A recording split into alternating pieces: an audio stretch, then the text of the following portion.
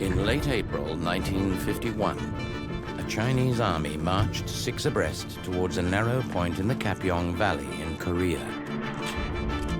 There stood hundreds of Australians, Canadians, and New Zealanders, facing 10,000 Chinese, intent on taking the capital city of Seoul. We were up against a real tough, clever enemy, and so many of them. So many of them. Had they broken through at Kapyong, it would have been a bloody disaster. And that could have turned the whole course of the war. The Chinese first hit the Australians. 600 men spread across a low hill. A similar number of Canadians on the next. It was the key battle that the Commonwealth Division fought in the whole Korean War. I think Kapyong should be studied as the perfect battle. Though the Battle of Kapyong remains largely unknown, those who were there cannot forget. The slaughter of the enemy was just unimaginable. It still gives me nightmares. If the Chinese army could not be stopped, a nuclear World War III was waiting in the wings. MacArthur had a great plan to drop 24, 25, 26 atomic bombs. Against this backdrop of nuclear genocide, man fought against man for a hill. I'm 20 years old. Geez, am I going to see 21? This is the story of the Battle of Kapyong, a forgotten battle in a forgotten war.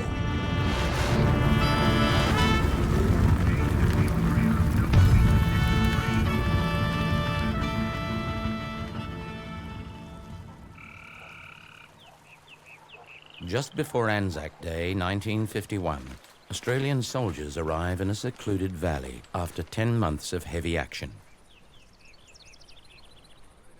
They are part of a United Nations force sent at the urging of the Americans to push back the communist North Koreans after their invasion of the democratic South. On Sunday, June 25th, communist forces attacked the Republic of Korea. Free nations must be on their guard, more than ever before, against this kind of sneak attack. 20 countries contributed to the UN force, nations as diverse as Ethiopia, Costa Rica, and Turkey, as well as members of the British Commonwealth. Australian Prime Minister Robert Menzies sent his troops hoping to sweeten military ties with the US. The Australians found the fighting fierce. The UN has suffered a series of defeats, and by April of 1951, the 3rd Royal Australian Regiment have earned their break, 36 kilometres behind the front line.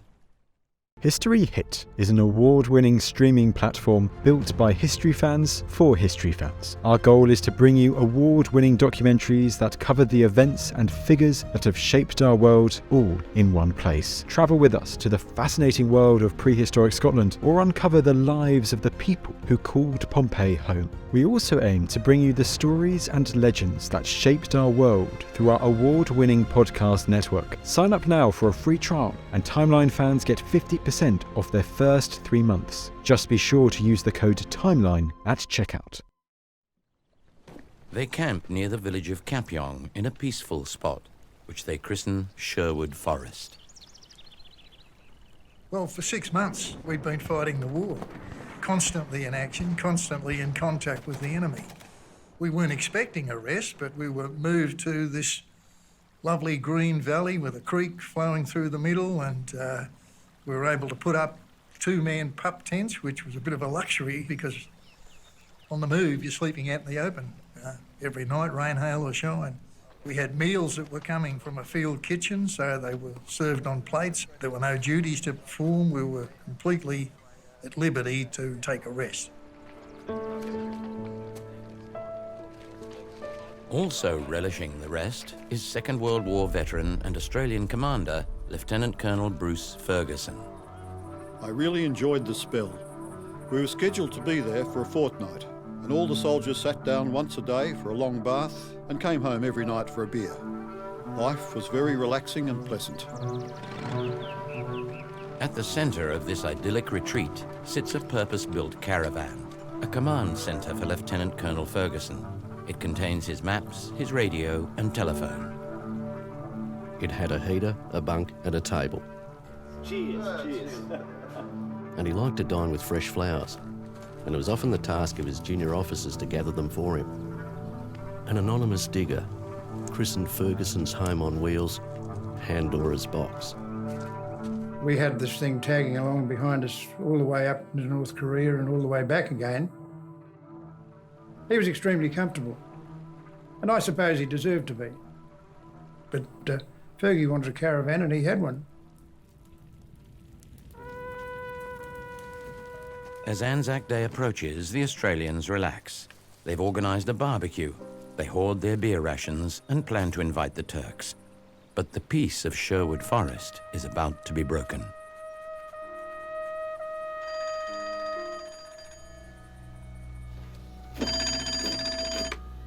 Hello? The Australians are ordered to move up, to survey defensive positions should the South Koreans at the front be suddenly attacked. If they break, the Australians around Hill 504 now command a position overlooking the Kapyong Valley. Ferguson explained to us that the Korean division was holding, but we were at recce, a blocking position, in case things went wrong. Once we'd done the recce, we could go back and get on with the rest. Just really a nothing thing.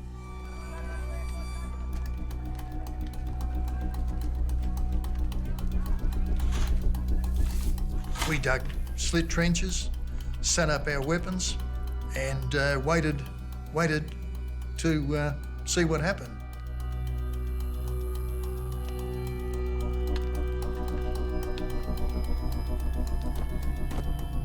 The Australians wait, dotted around a low hill named 504 on the eastern side of a narrow point in the Kapyong Valley.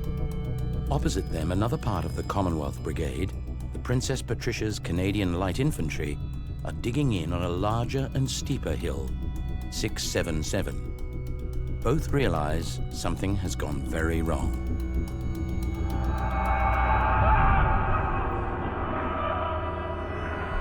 Republic of Korea soldiers have been coming through our position. What have they experienced that has so terrified them? It was as though they were hypnotized. They didn't see you. They just had one objective: run south. I've never seen such chaos or fear in my life.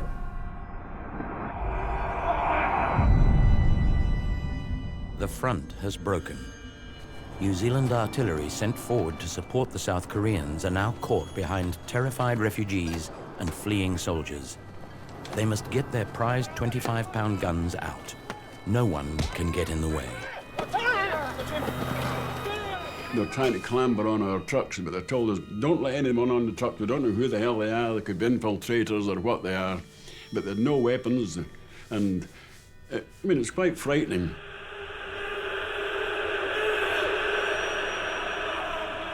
Despite the chaos of refugees and panic of fleeing soldiers, the New Zealanders somehow get their guns through. A distressed and terrorised population are streaming down the road. It takes pretty resolute, experienced soldiers to say, we're holding this ground, we're not joining that mob. The increasing numbers on the road make the Australian commander on Hill 504, Major Ben O'Dowd, nervous. He and his men are suddenly on the front line of a bloody conflict, which started just 10 months earlier.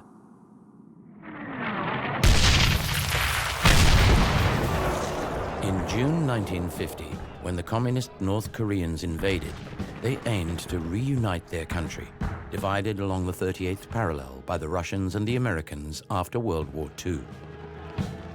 A United Nations resolution, triggered by the US, established a force to push the communists back.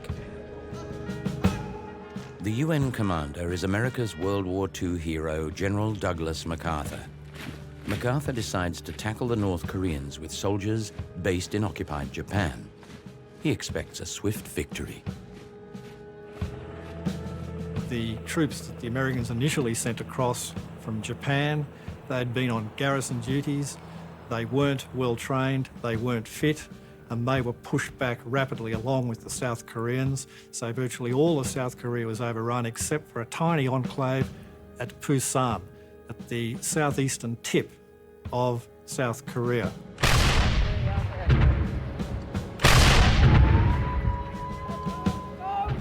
General Douglas MacArthur implements a bold plan. He stages a surprise beach landing at Seoul's port city of Incheon and effectively cuts his enemy's advance in half. He did marshal an enormous invasion force that succeeded in retaking Seoul within a week and cut off about 75,000 North Korean soldiers in the south. As soon as the Incheon landing appeared to be successful, the idea of invading the north was on the table, and we went ahead and invaded North Korea, which turned into a complete debacle. The Australians, as part of the Commonwealth Brigade, push north. 6 weeks after landing in Incheon, they are near the Yalu River, looking across the border into China. MacArthur had made the statement that the war was over and the troops would be home by Christmas. And a month went by, a frozen month, you know. We were in trenches, facing north, with the cold wind from Manchuria blowing into your face so that you had to turn your head away from it even to be able to breathe the air. And we didn't really know what was going on. We just watched our front and waited to see.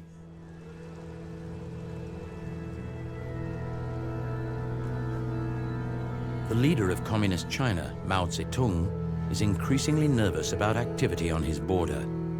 China makes numerous public and international threats that it will enter the war, but MacArthur ignores them. Well, MacArthur gave posthumous interviews where he said that he had a great plan for the Chinese coming into the war, and that was to drop 24, 25, 26 atomic bombs along the Yalu River, including cobalt bombs, which would make the place uninhabitable for about a century, and that this would have been a very simple plan, but Truman wouldn't go along with it. Mao Zedong decides to act. He nominates General Peng as Supreme Chinese Commander, and in mid-October 1950, the fabric of the Korean War changes drastically.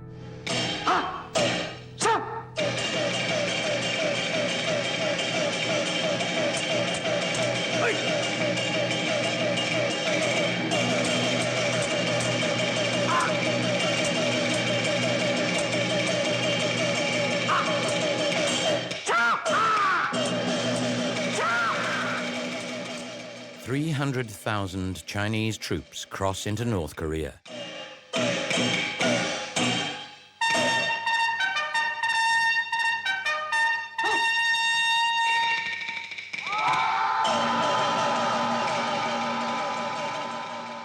The Chinese immediately push the foreigners back, forcing the Americans and their allies into a bitter winter retreat.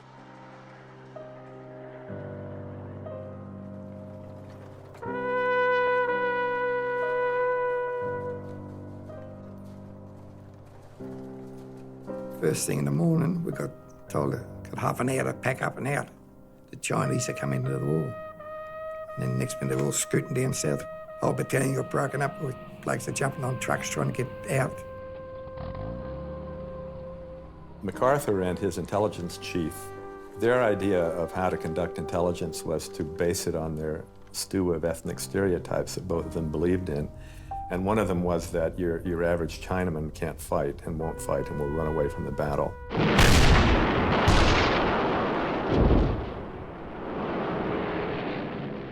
The U.S. has superior firepower.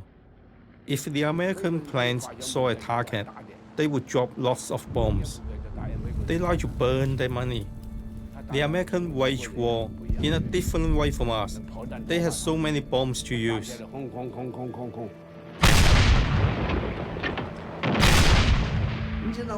The Chinese army did not have any airplanes. Also, we had very few artillery pieces. So we had to use the tactics of guerrilla war. If you are small in numbers, we will attack. If you are a big group, we won't. We depended on manpower. The Chinese Supreme Commander, General Peng, rolls out 4 very successful campaigns.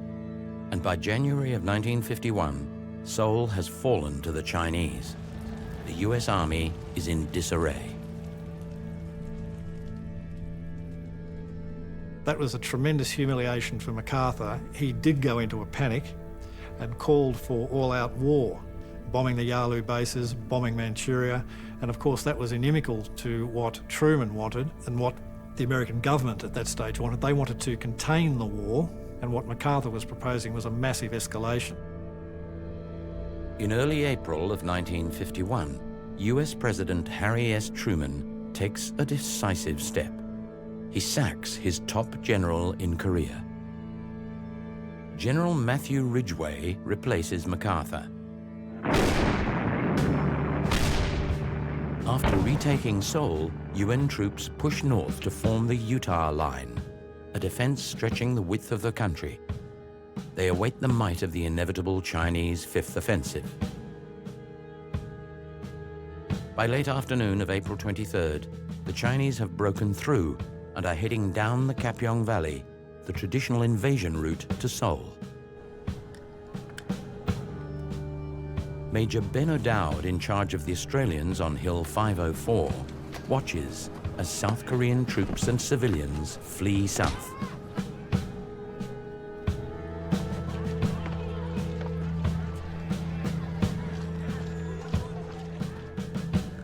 I knew from past experience that the Chinese soldiers would mix in with the civilians. I rang the commanding officer and requested permission to open fire with the machine guns to stop all movement on the road. But Ferguson refused me permission to open fire on the grounds there might still be South Korean soldiers coming through too. The odd shot rang out. Then I repeated my request. This prompted the accusation, "O'Dowd, you're panicking."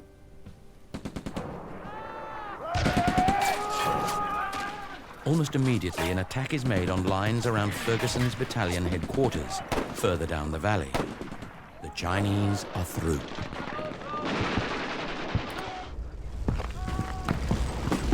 Responding quickly, the US 72nd Tank Battalion goes toward Hill 504, but have no orders to cooperate with the Australians. Their radios work on a different frequency, and they act independently. Operating from the open turret position, a US commander is shot, and the tanks close down.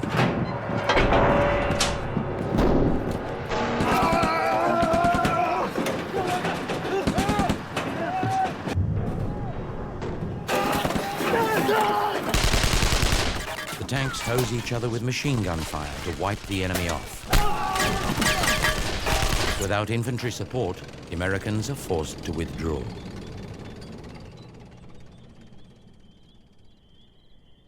By dusk, the Australians, now alone, await the Chinese attack. The tanks gone, the diggers will depend upon the support of New Zealand artillery.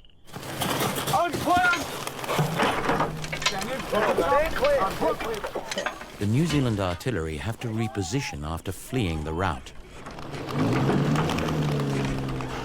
They set up their 25-pound guns behind hills defended by Australians on one side and Canadians on the other. These three groups must now stand and face the might of 10,000 Chinese, bent on retaking Seoul.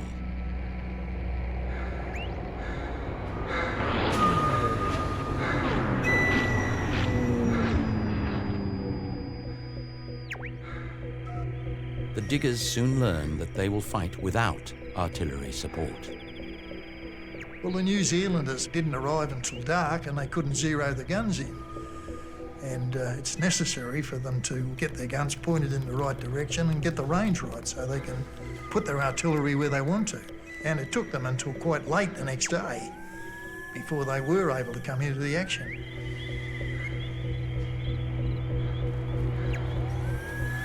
Without the threat of artillery, the Chinese are free to probe the Australian lines. Ben O'Dowd expects the worst. We had no wire or anti-personnel mines, or anything else to interpose between attacker and defender. It was to be soldier against soldier at very close range, in the dark.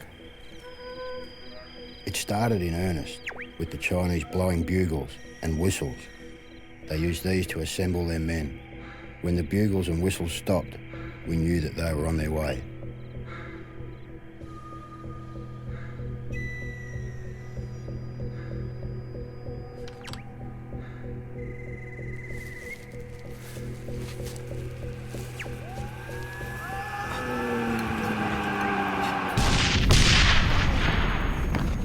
The Battle of Kapyong had started.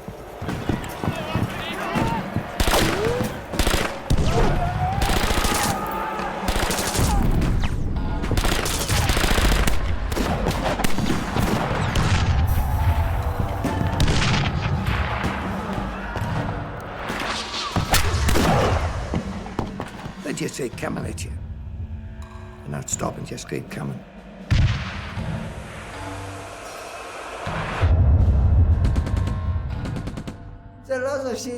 When a company was gone after the first charge, then they sent in another company, one after another, just like that.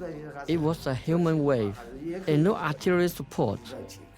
For us, there was no other way to fight. We had many more soldiers than them.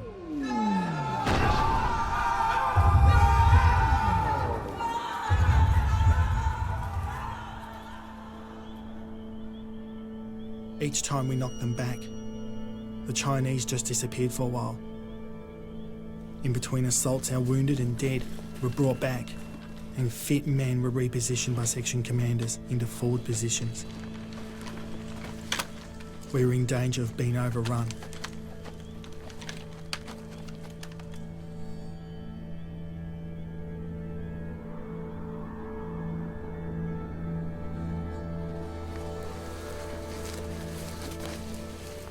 There is no rest for the defenders. The Chinese attack again and again, every 20 minutes, throughout the night.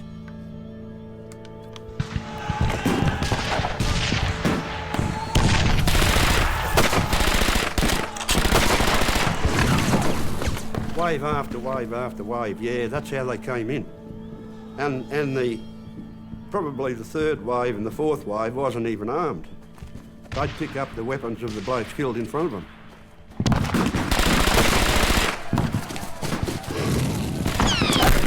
Ben O'Dowd's number 1 platoon, closest to the road, is running out of men. At 1 a.m., he's forced to make a decision to give up ground. He orders the survivors to withdraw.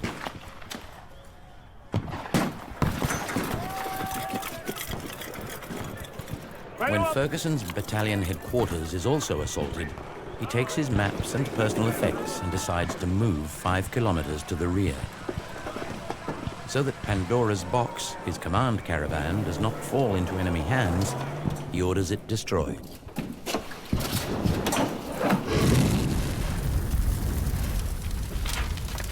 I think that Lieutenant Colonel Ferguson misread the noise, the chaos and the firing that was going on around his battalion headquarters. He decided that it was best for him to control the battle was to go further rearwards, away from this dangerous situation. The problem was he didn't issue orders for that to happen in an orderly manner. And indeed, a number of officers were quite surprised when they couldn't find their commanding officer among them in the morning.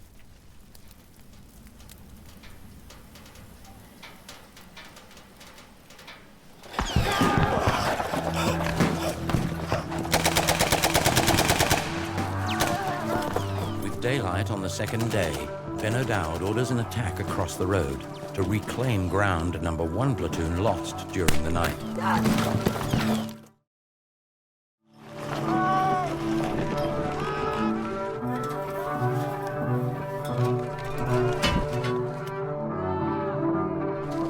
The New Zealanders also take advantage of the daylight.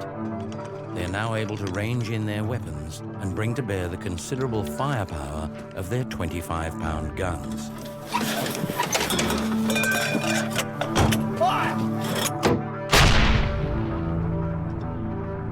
With clear observation, we could bring heavy weapons of all kinds into action against them.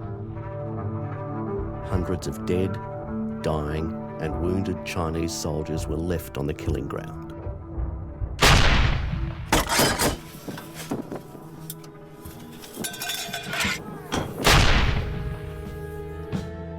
I think at one stage of the game where you were given an order, fire until ordered to stop.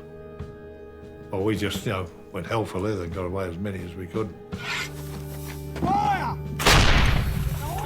Fire! That was what I remember the most. The shelling was on a daily basis. It was very scary, but war means blood and sacrifice. You cannot avoid it.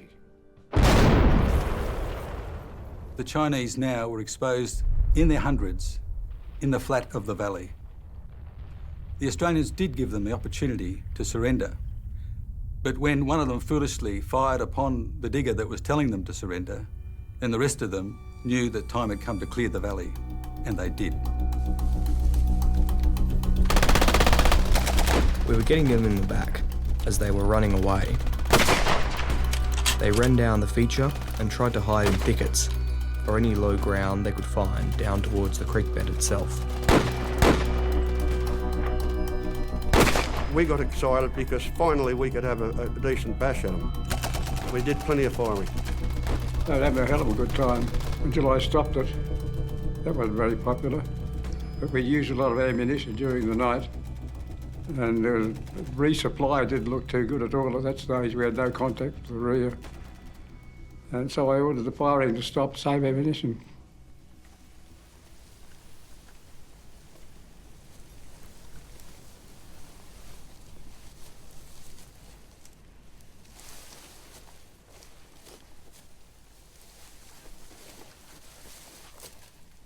When a large group of Chinese surrender, they get a good look at the Australians' position. The problem falls to O'Dowd. He must decide what to do with them. The last thing I needed was 40 enemy POWs. My first thought was, shoot them. Apart from the moral aspects, there were war crime tribunals all over Europe, hanging World War II commanders who had made that decision. I could not turn them loose. They knew too much. I told Darcy to take them with him. He captured them. It was his responsibility. He very tersely said, "Thanks a lot." And so they came with us.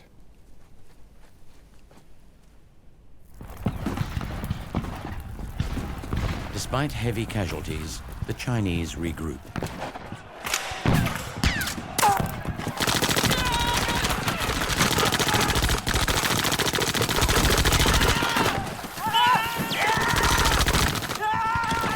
Ignoring incoming artillery, their commanders know that with supply lines stretched thin, they cannot bring forward their own big guns. They do, though, have mortars. And they have the numbers to mount a series of relentless attacks over the next 6 hours. The Australians hold, despite being low on ammunition, food and water. The Canadians, in a more heavily armed and steeper position, watch on. We could see the Australians down in the valley, down on the hills, and the hills weren't that big. It wasn't like ours. And they got quite a shellacking.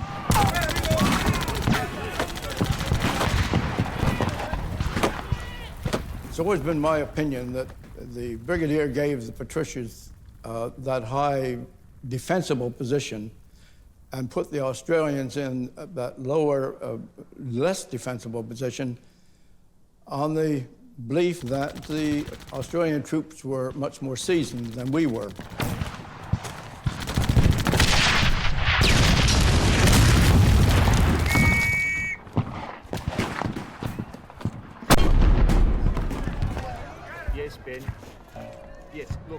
From his new headquarters, Australian Commander Ferguson, wanting to tighten their defence, orders one of O'Dowd's companies to fall back, abandoning their trenches to the Chinese. Just hold on a sec, Ben. One moment. Hello? But when Ferguson learns that reinforcements from the US 5th Cavalry are on their way, he reverses the order. The diggers must now reclaim what they have left. They must attack an entrenched and heavily armed enemy, an action that will claim many lives.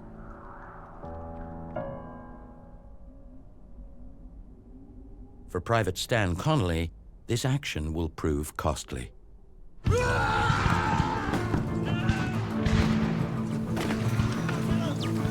I was wondering what was going to happen when we got to the trench. Training never quite takes you to the point of leaping into trenches or coming to such close quarters.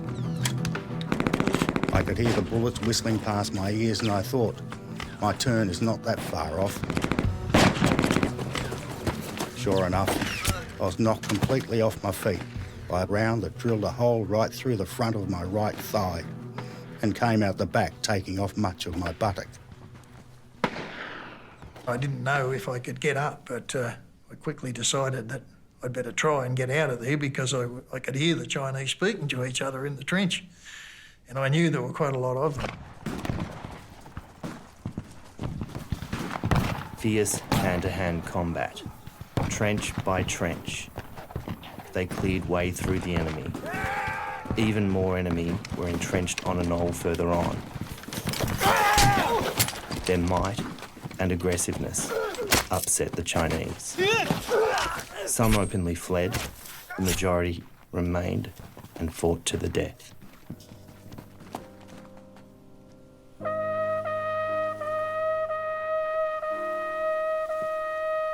In the terror of the Australians' bayonet charges, 3 Australians and 81 Chinese are killed.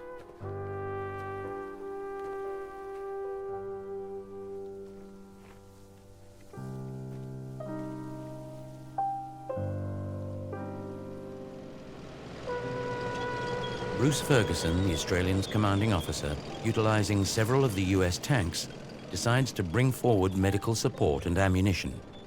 It is his first visit to the front.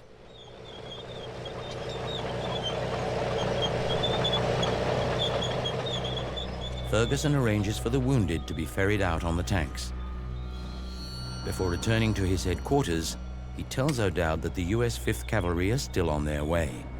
The Australians must hold. What the tanks do not bring is food and water. We always had Fergie up on a pedestal. We thought he was a good commander. And quite rightly so too, because in the early days he was. At Kapyong, it was a different matter. Sir. Sometime after lunch, that we did not eat, did not have, Ferguson came up on the air to me and said there would be no one coming to my assistance. And I could have a shot at getting out. He was a very capable commander. You could see the size of ground well, could read a map well. And in fact was very, very capable. His orders were very clear. Where the hell he was at Kapyong, I don't know. He certainly wasn't in the battle area. Out. Surrounded and without the support of the US 5th Cavalry, O'Dowd knows that they cannot survive another night. Forget about the road, no go. We'll go the ridge The road line. too dangerous, he picks a narrow 4-kilometre ridge line for his withdrawal. New Zealand guns are ordered to deliver both smoke and high explosive to cover the Australians moving out. They will commence fire at precisely 4 p.m.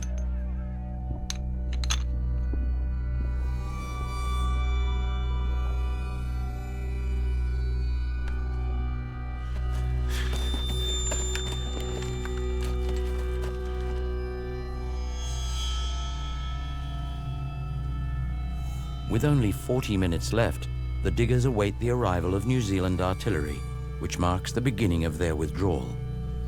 Then, disaster strikes. I saw a US Marine Corsair line up and start a run in on our position. I saw the big silver bomb leave the plane and watched it fall. A napalm exploded and took all the oxygen out of the air. I felt like I was just breathing heat.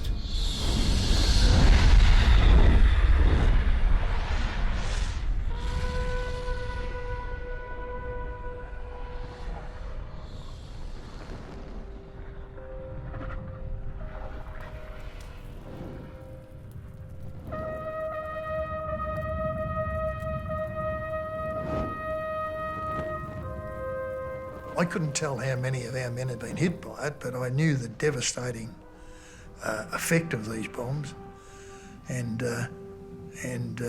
well, I was extremely distressed by it. But there was nothing we could do, of course, nothing.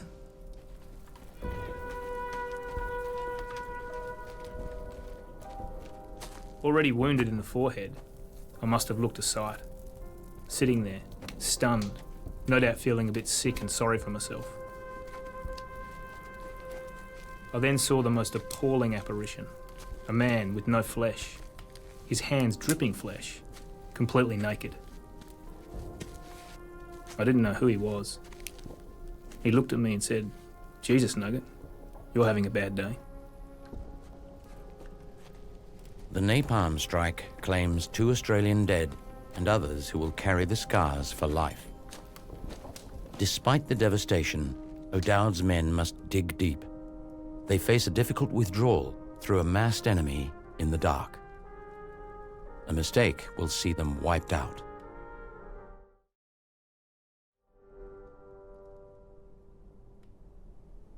The planned 4 p.m. withdrawal is about to commence.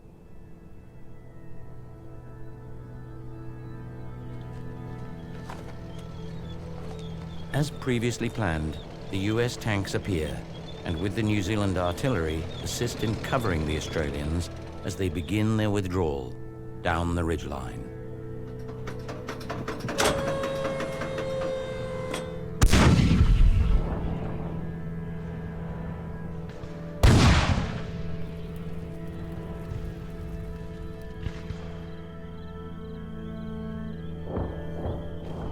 Night falls, and the Chinese are quickly after the Australians as they go. By midnight, O'Dowd orders the last group of his men to get across the Kapyong River. Okay, let it go! The Canadians above the ford see movement and open fire.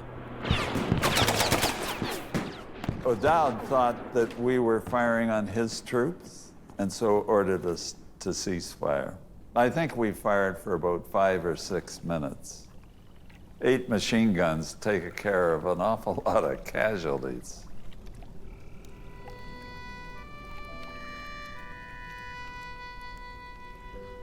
We watched as the Chinese swarmed across, waiting at a shallow ford. Many dropped spread-eagled like tiny water beetles as they were hit.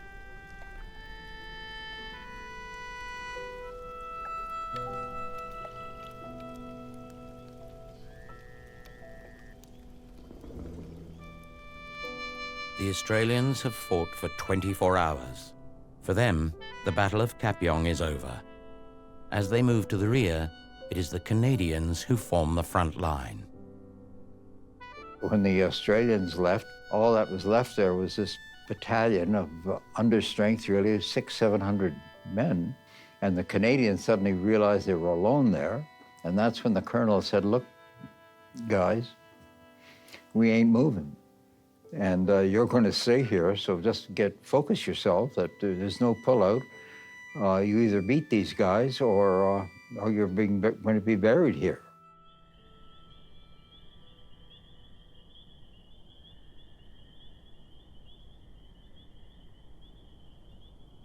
It was very uncomfortable, to say the least.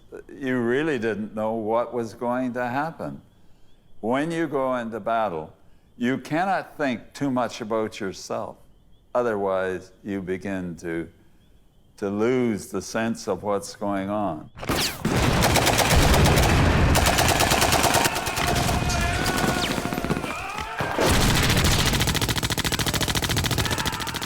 the Chinese begin to attack the Canadians. These assaults escalate throughout the night. How did the Chinese motivate their men to sustain such bravery? In our terms, how did they persuade their troops to commit mass suicide? For the Chinese, they don't call it the suicide charges. They figure out that if you could charge the enemy in a large group, you could run fast enough to top of the hill, you may have a chance. The victory depends on the people, not the weapon. Wave after wave, until their numbers became one continuous assault and their bodies littered the battlefield. The sight is one of an almost decapitated body, splurging blood, limbs in death throes, thrashing uselessly. It is a time of victorious relief combined with gut-wrenching fear. Oh my God, please may I never be the victim.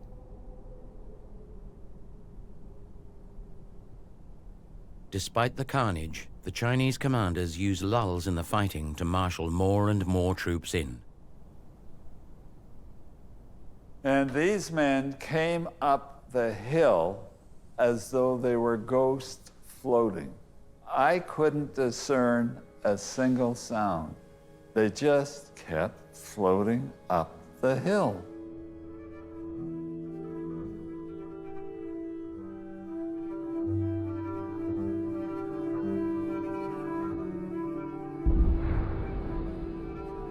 It is like shooting tin ducks in a gallery.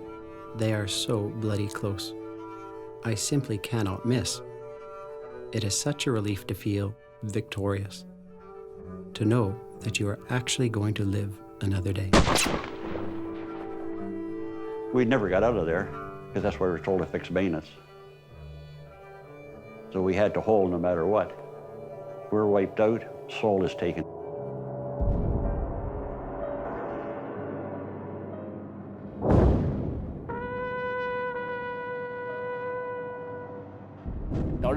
War means anger and hatred. You have to feel that you kill someone. You have to get angry before you kill the enemy. If I don't kill the enemy, he will kill me. That's the truth of it.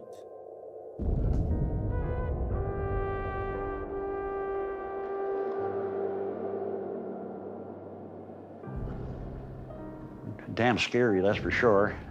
You don't know if you're going to get a bayonet in you, but you want to get one in him first because you're so close. And a lot of things I know went through my mind. I'm 20 years old. Geez, am I going to see 21?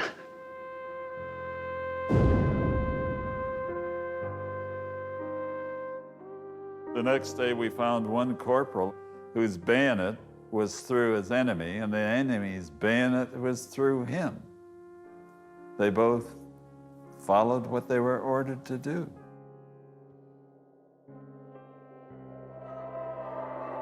The force of numbers has at last paid off for the Chinese.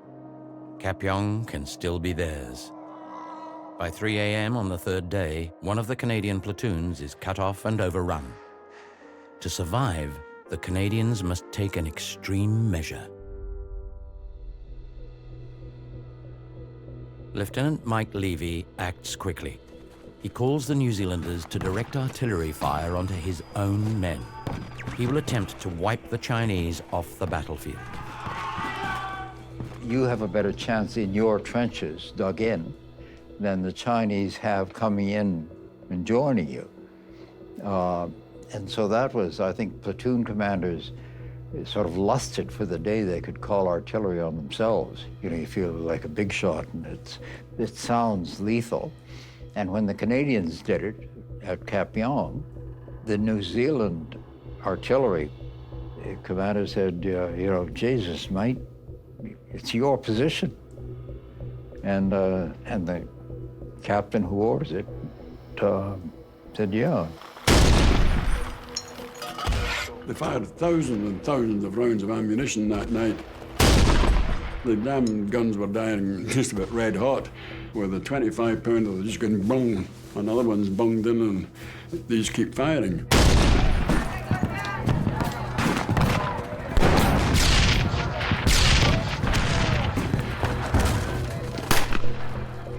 Levy called for that fire to last, and it lasted for 40 minutes because the Chinese just threw wave after wave after wave.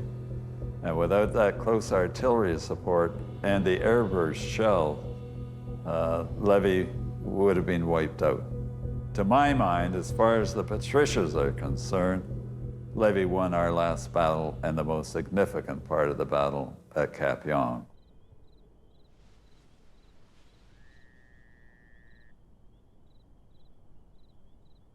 When the dawn arrives, the Chinese have withdrawn, and D Company still controls their area of Hill 677. We're now virtually out of ammunition. I have often wondered if the Chinese commanders ever found out how close they came to destroying us.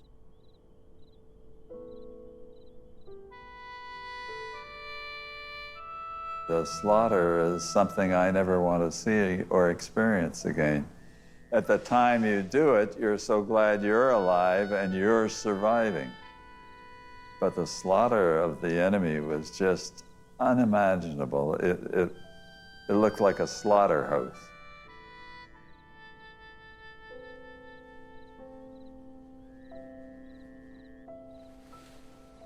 Sometimes it still gives me nightmares.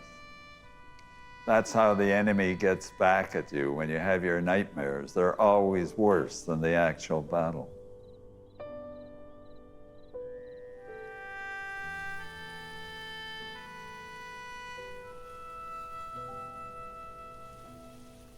The Battle of Kapyong is over.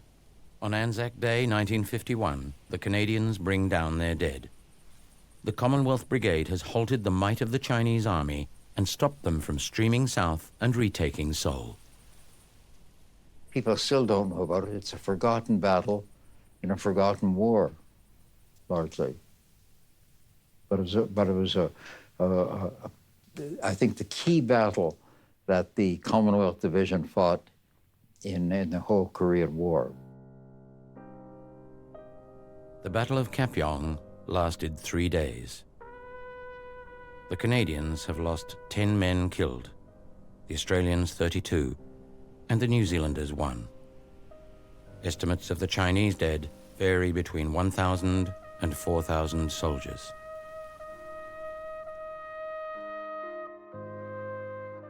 The Americans, responding to the importance of the Commonwealth Brigade's stand, award the Canadians and Australians with an American presidential citation for their action at Kapyong. The New Zealanders are overlooked.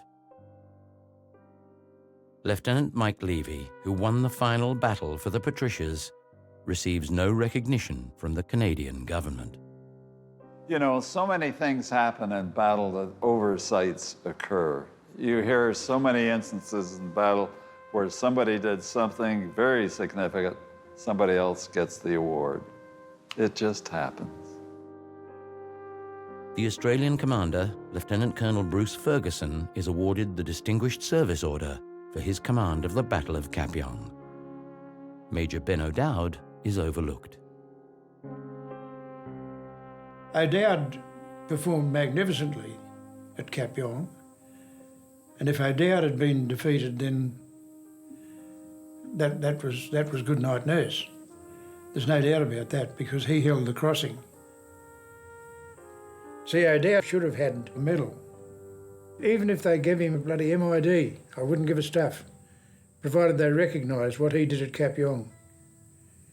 And I think it's terribly important that, see, old Ben would die happy then.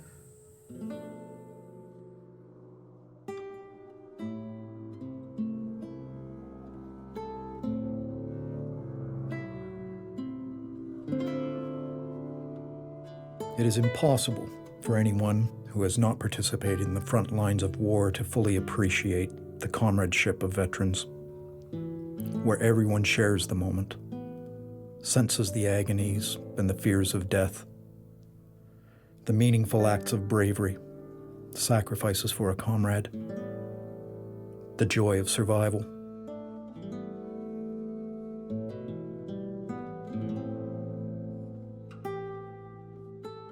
To how I felt towards the Chinese, they're in the same position as us. Their government says we're going to war. We go to war, like a Second World War. I have nothing against them. You get drafted in, eh? They don't want to go. I'm positive of it. I have no hate against them.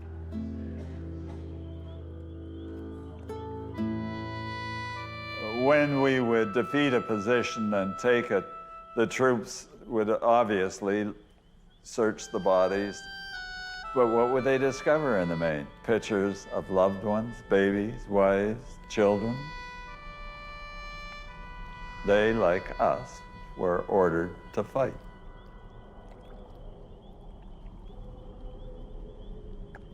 The Korean War has long gone. It doesn't matter now.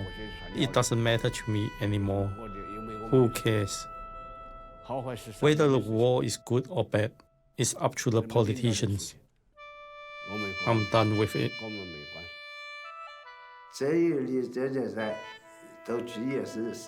War has no pity. So many people die. It doesn't matter which side won. Chinese die, Koreans die, and Americans die. So many die. So, it would be best if there was no more war.